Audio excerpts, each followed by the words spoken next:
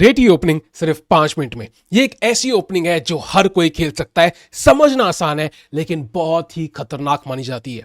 यहां से हम स्टार्ट कर सकते हैं नाइट टू F3 के साथ और हमारा ओपोनेंट खेलेगा यहां पे पॉन टू D5 और यहां पे हम खेलेंगे पॉन टू C4।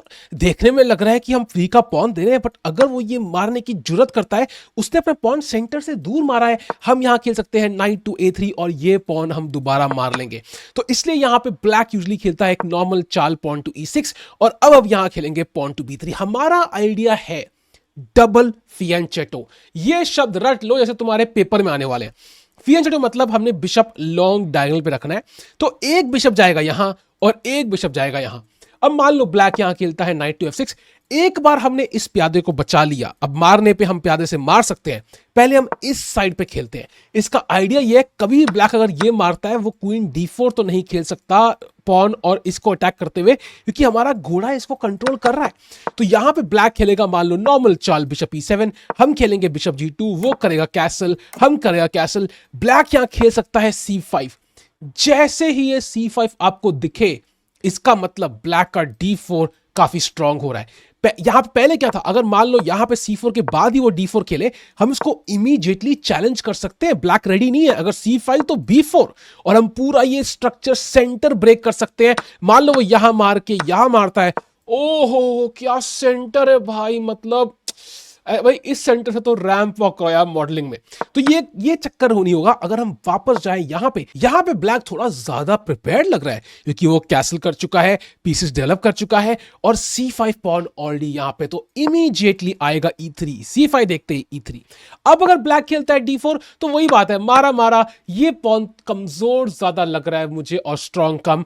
यहां पे हम खेलेंगे रुक E1 E5 रोकते हुए और इस पॉन को तो हम प्रेशर करेंगे। तो इसलिए ब्लैक D4 नहीं खेलता, वो यहां पे पीसेस डेवलप करता है। घोड़ा आएगा C6 पे, वो कहेगा मैं भी तैयारी करता हूं भाई D4 की, मैनू की है, मैनू भी चिल करना है।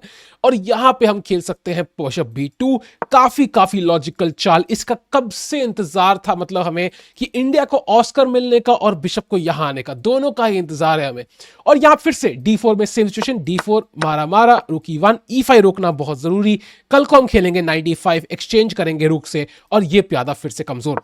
तो वापस आते हैं, ये पोजीशन है, मान लो ब्लैक खेलता है B6, वो कहता है भाई तुमने दोनों फिएंचेटो कर दिया, हम एक तो करें, तो कर ले भाई, तू खुश रहे यार, हमें क्या, हम खेलेंगे क्वीन E2। इसका आइडिया क्या है, पहली चीज हमें रुक्स कनेक्ट करने हैं, ठीक है, ये बहुत इंपॉर्टेंट। दूसरा हमें लाना है रुक टू D1, बिशप B7 के बाद आएगा रुक टू D1, रुक को रखेंगे क्वीन के ऑपोजिट।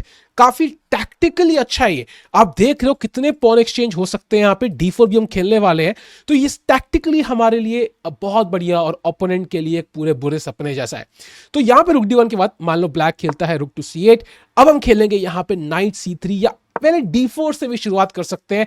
मान लो नाइट C3 पे वो D4 के नाटक आएंगे, तो यार ये मुझे कैलकुलेट करना ही नहीं है यार, मैं इतना फालतू चीज कैलकुलेट नहीं करता यार, मतलब एक्स गर्लफ्रेंड के टेक्स्ट और यहाँ पे D4 दोनों से दूर रहना चाहिए। तो यहाँ आता है पॉन टू D4। अब हमारा आइडिया क्या है, सेंटर में हम कभी भी एक्सचेंज कर सकते हैं, इस रानी को डिसाइड करना पड़ेगा चली कि नहीं चली।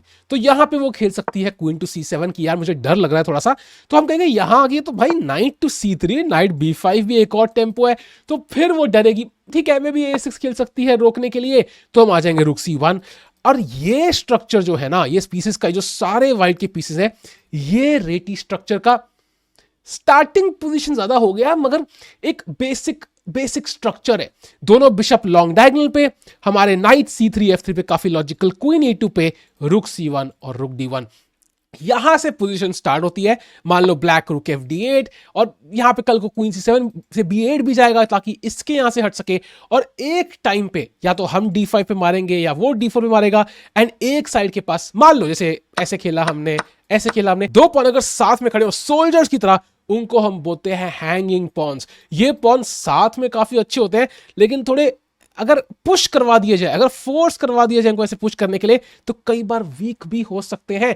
तो ये है रेटी का स्ट्रक्चर। इसका बेनिफिट ये है कि हमें ज्यादा सोचना नहीं है, हम लोग पहली कई सारी चालें आराम से खेल सकते हैं, जल्दी खेल सकते हैं।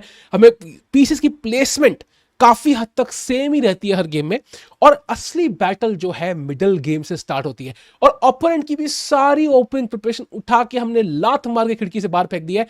और यहां पे आपको हो गया यार अब मेरे प्लान्स क्या है। प्लान्स हमारे कई हो सकते हैं। पहला प्लान हो सकता है नाइट टू ए4।